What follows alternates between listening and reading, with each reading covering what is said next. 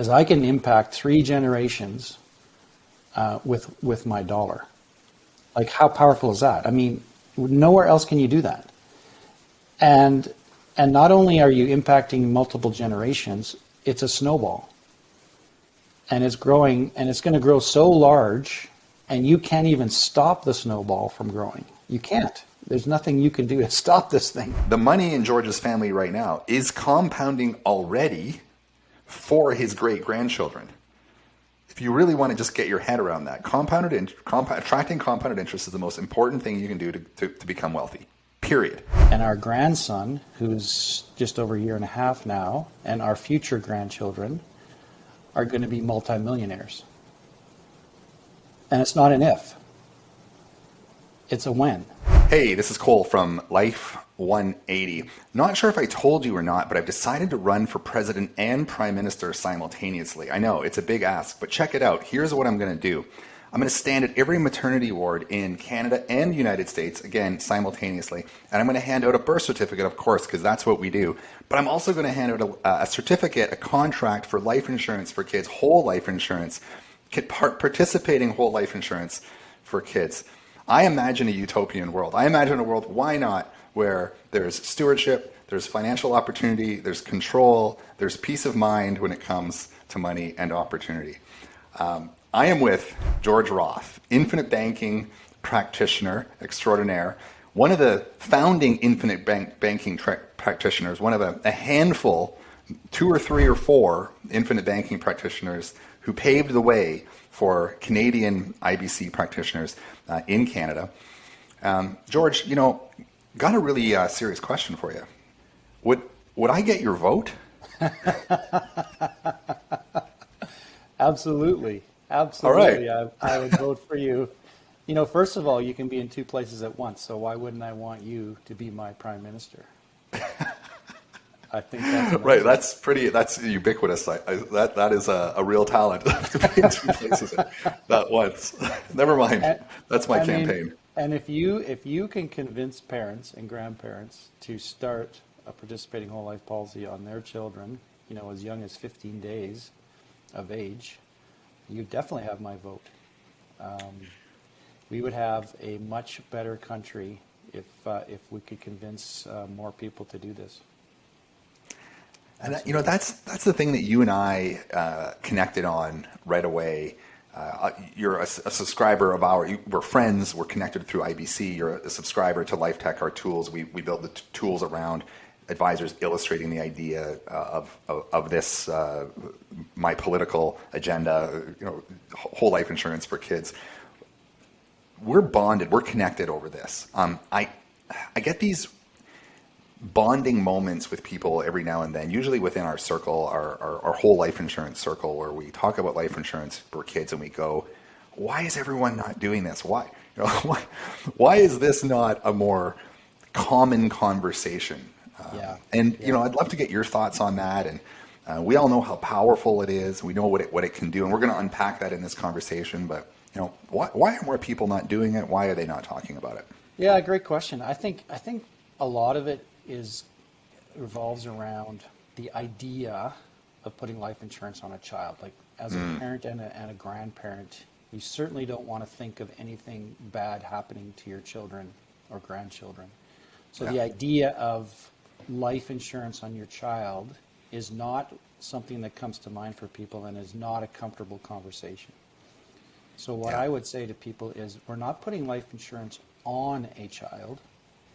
We are getting life insurance for our child and our grandchild. It's for their future. The purpose is so that we can create a pool of cash that they are going to have access to for their entire lives, and we're going to teach them the stewardship, how to manage that, and how to maintain it and grow it and keep it. There's a lot of stories throughout history where rich families, the wealth is gone in 1 to 2 generations because they didn't follow the money with stewardship. They didn't teach the kids how to manage their money, how to keep it, how to grow it. So it's for the kids. It's it's growing a pool of cash. Now, yes, it is life insurance. You know, we are also protecting them for the rest of their lives and the next generation after them. So when I think of this, you know, I think of my own personal story. So when I learned about this concept back in 2011, so well over 10 years ago now, the first thing I did was I got policies on my 2 kids. Now they were already older, like they were young adults at the time, but that was still the first thing that we did. And the biggest thing that I saw, the biggest benefit that I saw for our family was my wife and I, we're the owners, so we control the cash. We're paying for it, we access it, we use it while we're alive. And then there's going to come a time when we will transfer that ownership to our children. Then they're going to benefit while they're alive. And our grandson, who's just over a year and a half now, and our future grandchildren are going to be multimillionaires. And it's not an if, it's a when. So they're going to be multimillionaires, and you already said the S word, which is one of my favorite words. They're going to have the stewardship, yes, that comes along with that responsibility, with that wealth. Yes. We hear, and you already pointed this out, and one thing that's so near and dear to me, we hear so many stories about being born into money is a curse. Well, why is that? And you hear it. Yep. Development of substance abuse issues, more money, more problems, maybe gambling, you know, the lack of financial stewardship, unfortunately, is the precursor to more money, more problems. And what are those problems like? Well, I just mentioned 2 of them: gambling or substance abuse, potentially. Yep. It's just reality. It's not trying to be morbid. It's just, it can happen. I love the stewardship piece. I'd love you to kind of maybe share a little bit more of your experience with that, especially knowing that the first thing that you did, which is so brilliant, is that you discovered, you went through, well, in 2011, you went through it, probably, it's too good to be true. Why are more people not doing it? You know, what if the government shuts it down when they catch on? You probably went through all of this vetting of the opportunity. And the first thing you did in 2011 is you went and got 2 policies on your kids right away, knowing instantly that you're affecting three generations by making one deposit into properly designed whole life insurance. I mean, it's amazing. So the stewardship piece, now that your kids since 2011, how do they relate to it? I mean, if we were to ask them, what are their thoughts around these policies that are central to their life and their family's life? What do you think they would say about these policies that they have? Well, first of all, they for a young adult, it's pretty much a forced savings tool as well, right? So Yeah. I don't you might be able to relate to this. I can certainly relate to this when I was younger and my inability to save and actually think about the future. So this is life, right? This is what most young adults are like. So this was a forced savings tool. So, you know, we got policies on our kids that we own and control.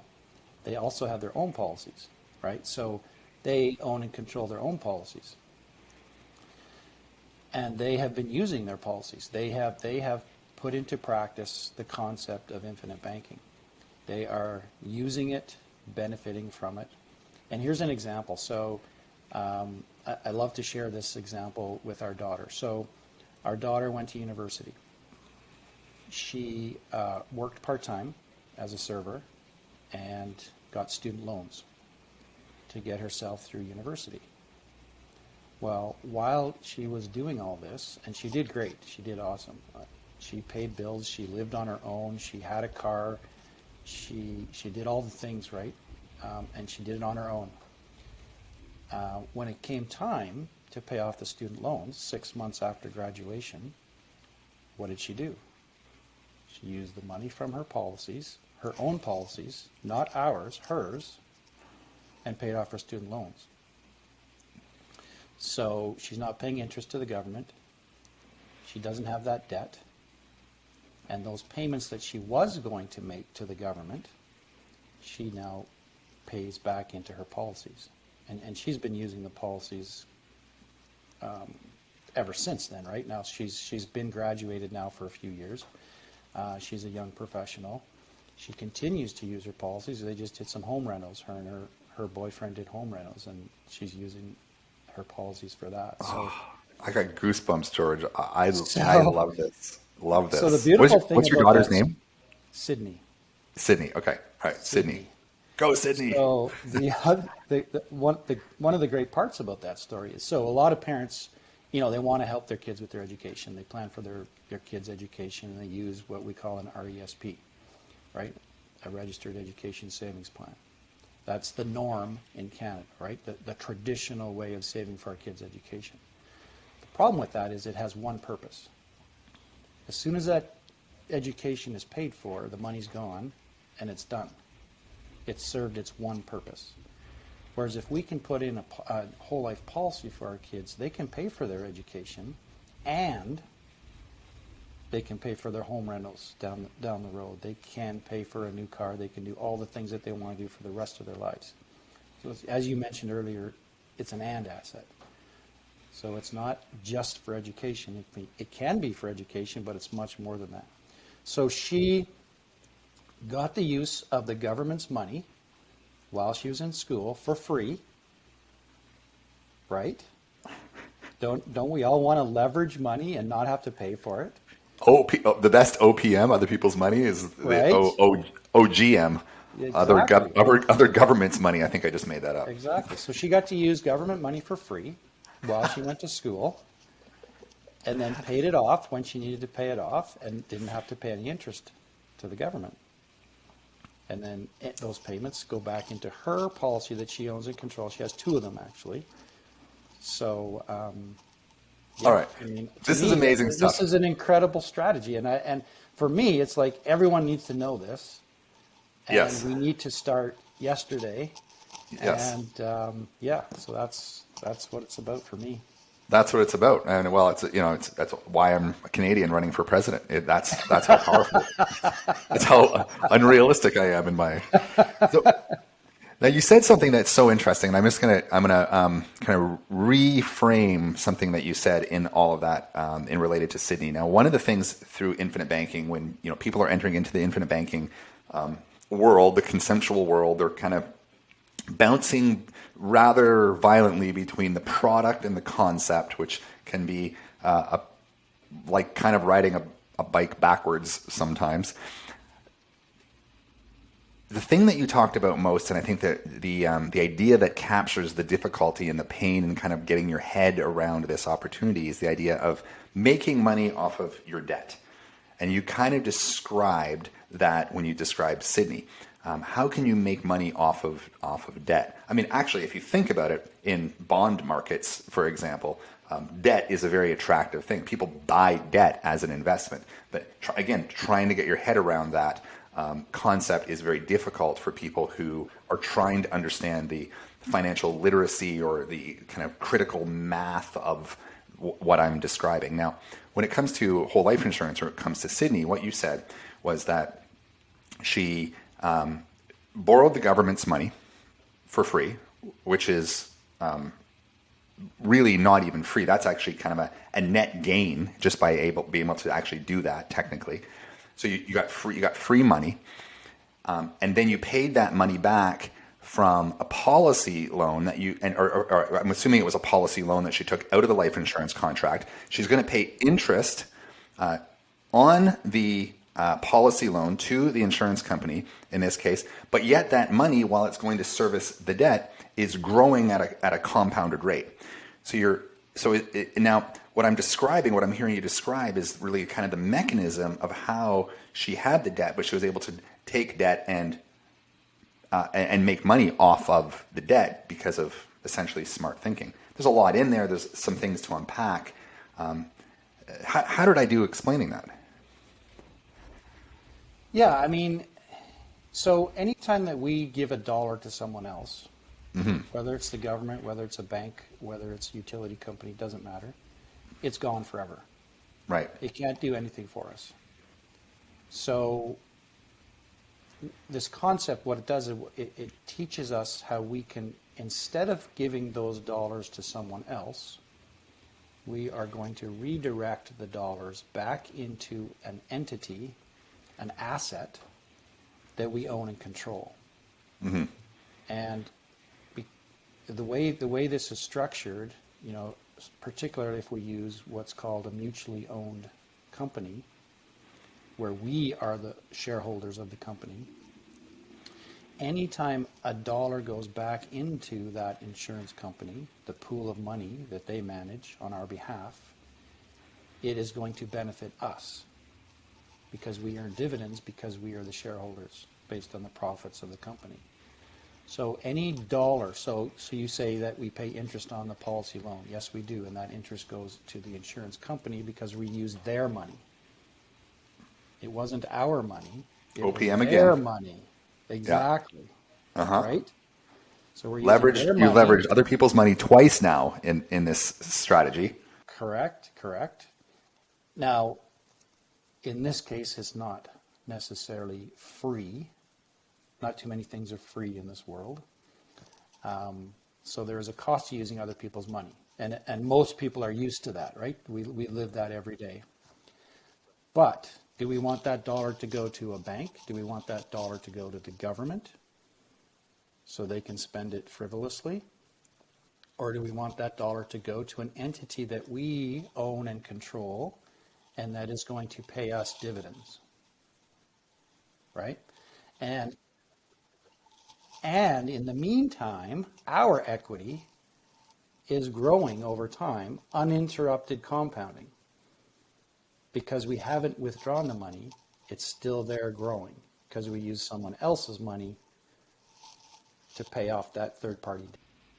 What I love about this conversation right now is how simple you made that sound and how you captured that. That was really good. What I love about this conversation is that so many people historically that are talking about infinite banking, participating whole life insurance, the product and the concept, don't get into this type of conversation enough. 2 or 3 years ago, it was hard to have this kind of conversation because consumers, people that were looking at this as an option, it was too far out there. But today, the infinite banking community is growing. It's robust. It is, if not, and I research these things through primarily Google Analytics, the infinite banking community that searches whole life insurance as a product is growing at a rampant rate. It's one of the, if not the fastest growing financial strategy in North America right now. So I believe that people are ready for this conversation. I believe that the average consumer, the person that's watching this video, has the aptitude now to be able to digest what it is that we're talking about it. Because when you go to take key terms that you're dropping and you're talking about, you can actually go back to Google and just search them. You can search mutual companies versus stock companies, essentially would be the other side of that. And then George talked about equity by owning, and then how does your equity grow? Now you've been doing this a heck of a lot longer than I have. Is that a fair assessment that I made? I mean, how has the industry changed with infinite banking, participating whole life insurance in general, moving away from just the specific view of the most powerful use case, which is whole life on children? I mean, I think you can't bang for your buck. You can't argue that is the most powerful thing to spend a place to spend $1 or $100 a premium or $200 a premium. Absolutely. Right? How has the industry changed? I mean, how has it changed in the last 2 or 3 years? I think it's anytime anything is new, right? People struggle. This is new, so I don't understand it. So I choose not to try to understand it, or I'm afraid. I don't really know, the psychosis behind it, but anytime anything is new, people struggle with it. So, back when we started in 2011, we were pretty much the only Canadians, which is crazy to think about this. So 10 years ago, there was a group of us, like 5 or 6 of us. We were the only Canadians that were practicing, teaching, implementing this concept. And let's just name these people because I think it makes it relatable. So it was yourself, George Roth. There would be Winnie Lau. Yeah. Jason Lowe. Yep. Richard Canfield. Yep. and we were with Glenn, Glenn as well. Yeah, right? Yeah, Zacher, is that right? Glenn Zacher. Yeah, Correct. Okay. Yeah. I mean, that was the OG. That was and this is a decade ago. This were the 5 or 6 IBC practitioners in Canada. I mean, yeah. There were some others too. People kind of came and went as well, right? So yeah, so there were others as well. Antoine Remp was also with us there. Yeah. In the beginning as well. Yeah. But he's since moved on. But yeah, so it was a small group of us, and we were learning and trying to teach and help people, and it's just as the repetition has gone on, and more people are understanding, and then the word is spreading. I think ultimately that's it, right? So it's any new idea starts from somewhere, and needs to grow, and initially there's a lot of skepticism, right? People are skeptical, and rightfully so. Like, I'm a skeptical guy. I'm an engineer. oh geez, Yeah, I analyze the heck out of things, right? So that's my nature. This is what, my wife and I, so funny enough, so January 2011, my wife and I were on the very first boot camp that Jason and Richard taught. what? Wow, Number one, right? that is amazing. And my wife got it before I did. Yeah, She is like, let's do this. We need to do this. This makes sense to me. because she's not an engineer, Correct. right? So The curse of the analytical intelligent. mind, Yeah, I had to be convinced, right? And I had to see Right. the numbers, and it had to make sense to me analytically. And it did. It didn't take that long, but it took longer than my wife. And yeah. And what was as it soon though? as- Like, what was it from an engineering perspective? Like, what was the thing that tipped you over? Well, nowhere else you're going to get safety and security with the growth. Like the combination of the safety, security, certainty, predictability.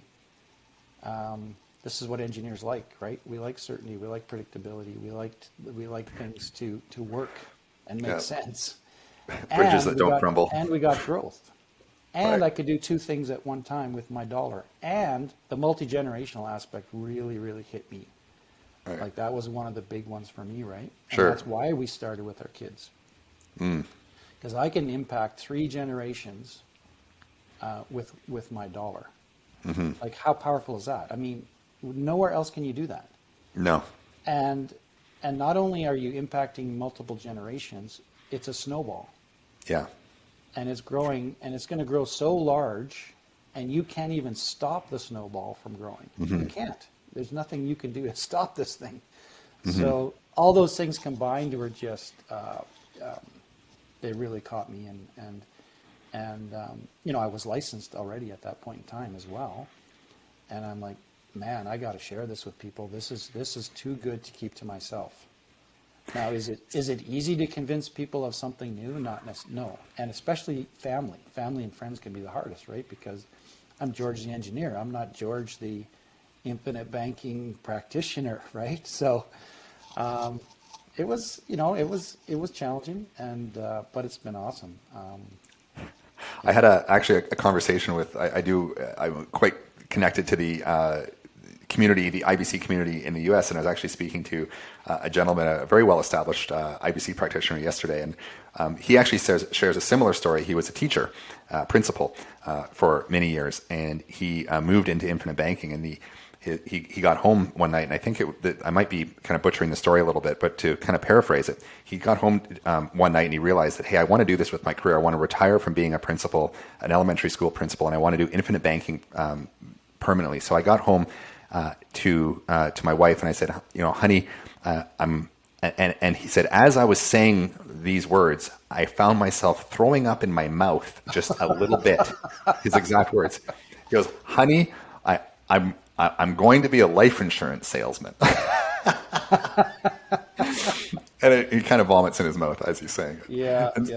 And so, that's what, I think one of the biggest misunderstandings and the brain cramp for so many people is that it gets to a point where it's about life insurance, but it's not really life insurance. It is life insurance. It's not, it's very confusing Yeah, for people. yeah, So I'd yeah. love you to speak to that piece of it, the life insurance piece of it, because that's the product. Now it's whole life insurance, and it's participating whole life insurance, and it's how infinite bankers like George design these contracts. The thing that tipped me over, and I'm not an engineer, I'm a founder and a business person, so I'm way easier to convince.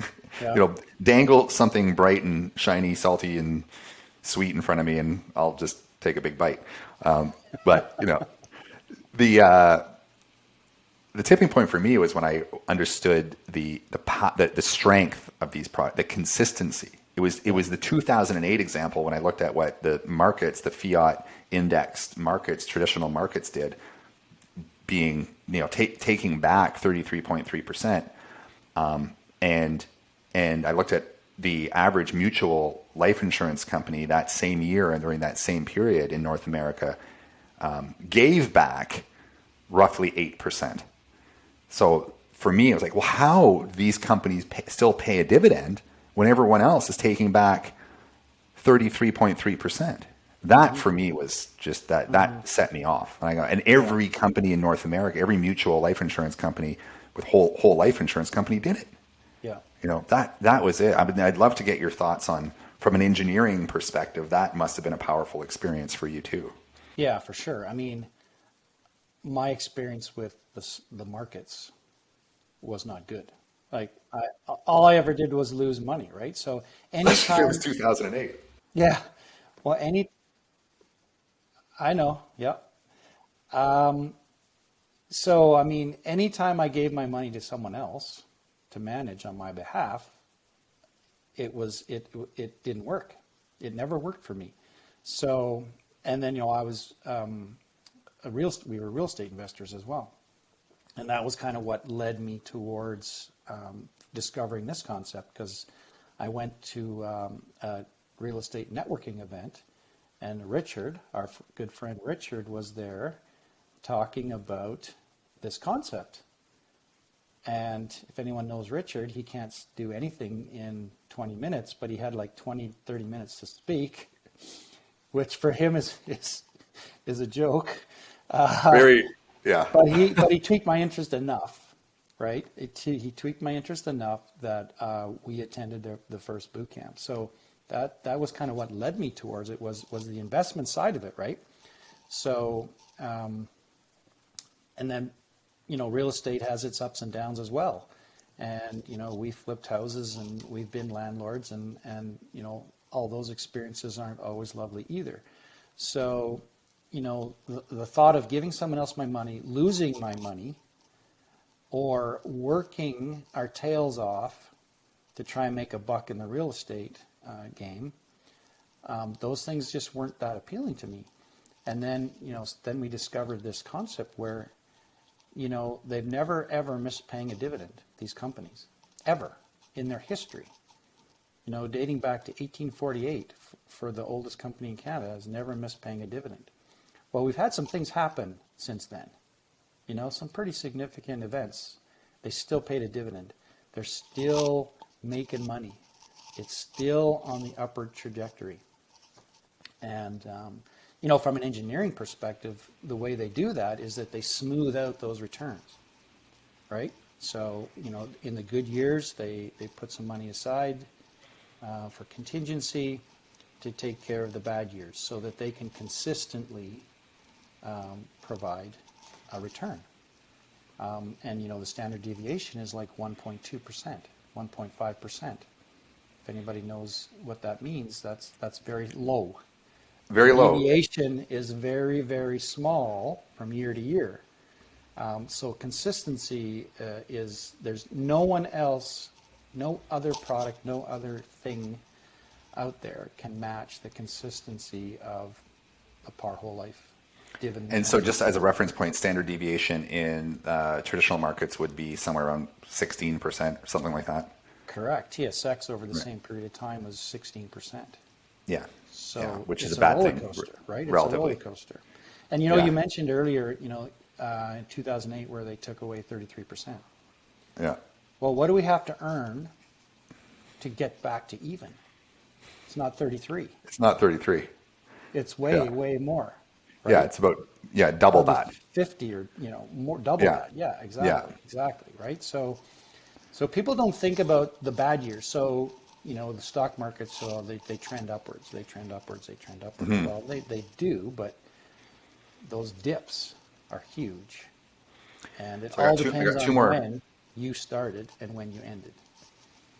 Two more questions, and so starting and ending, I got two more questions before we end here today, and I'd love to get your thoughts on one of the C word, compounded growth, compounded interest.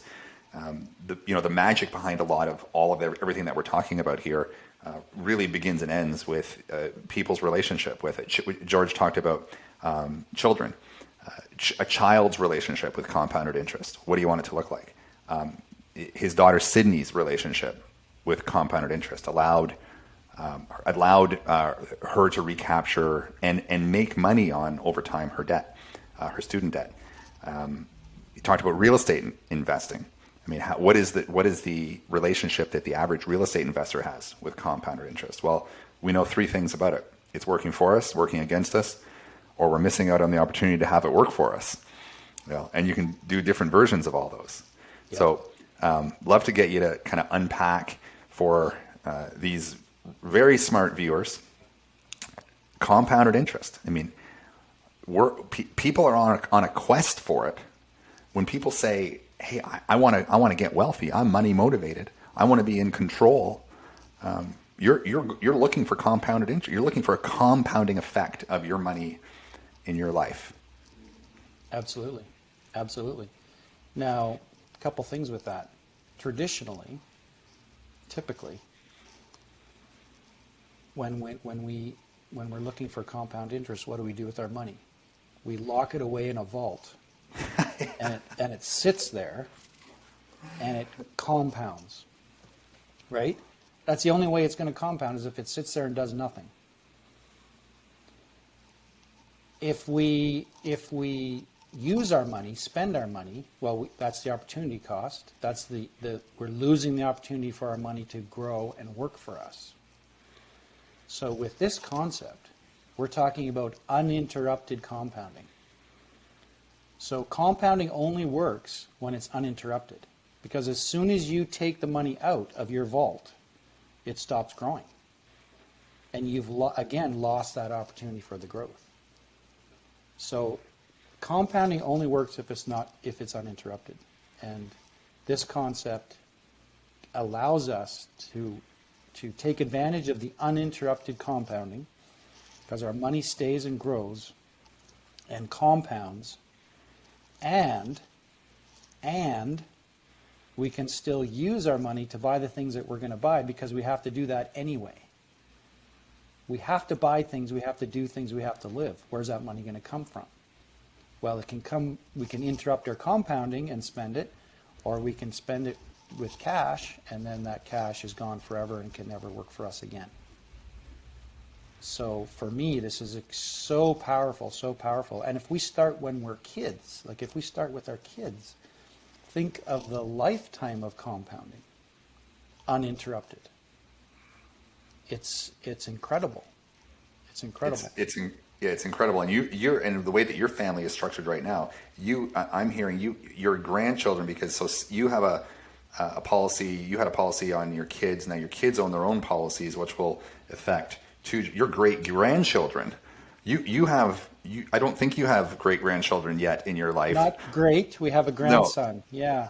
But so if you really want to capture this and make this turn what George is saying into simple terms, the money in George's family right now is compounding already for his great grandchildren. If you really want to just get your head around that, attracting compounded interest is the most important thing you can do to become wealthy. Period. There's no other way to look at it. Controlling that compounded interest is probably the second most important thing.